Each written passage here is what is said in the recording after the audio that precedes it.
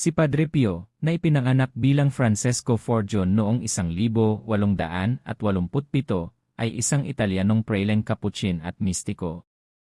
Naging tanyag ang kanyang buhay dahil sa kanyang malalim na pananampalataya, mga mahimalang pagpapagaling, at ang stigmata, ang mga sugat ni Kristo. Nataglay niya sa loob ng 50 taon hanggang sa kanyang kamatayan noong 1968.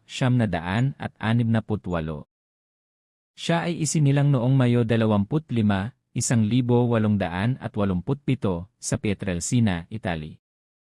Ang kanyang mga magulang ay sina Grazio Forgione at Maria Giuseppa Di Nunzio, na mga simpleng magsasaka. Devotion. Sa napakabatang edad pa lamang, nagpakita na siya ng pambihirang debosyon sa pananampalataya. Sa edad na 5, nagpasya na siyang ialay ang kanyang buong buhay sa Diyos. Noong siya ay bata pa, madalas siyang nakikitang nanalangin, nag-aayuno o nagsasakripisyo, penance, at nagsilbi rin siya bilang isang sakristan o altar boy. Banal na tawag. Sa edad na 15, pumasok siya sa orden ng mga paring Cappuccino, Capuchin Friars, at tinaglay ang pangalang Pio bilang parangal kay Papa Pius A. Pagkapari at stigmata ni Padre Pio.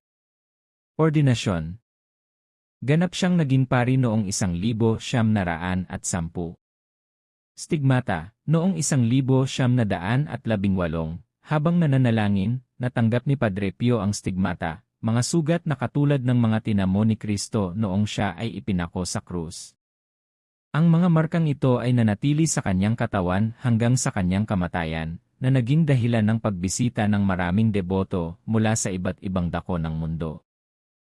Mistikong kakayahan, sinasabing taglay niya ang kakayahang mag-bilocate ang pagpapakita sa dalawang magkaibang lugar sa isang pagkakataon, bumasa ng nilalaman ng puso ng mga nangungumpisal, at magpagaling ng mga may karamdaman.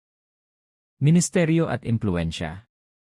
Kumpisal at gabay, gumugol si Padre Pio ng napakaraming oras sa pakikinig ng kumpisal, pagbibigay ng espiritual na gabay, at paghikayat sa pananalangin.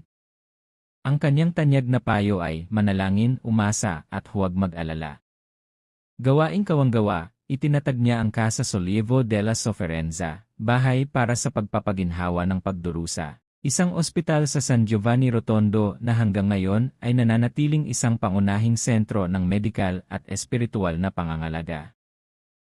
Katanyagan. Sa kabila ng pagdududa at mga investigasyon ng Vatican, lalong lumago ang kanyang reputasyon sa kabanalan. Libu-libong tao ang bumisita sa kanya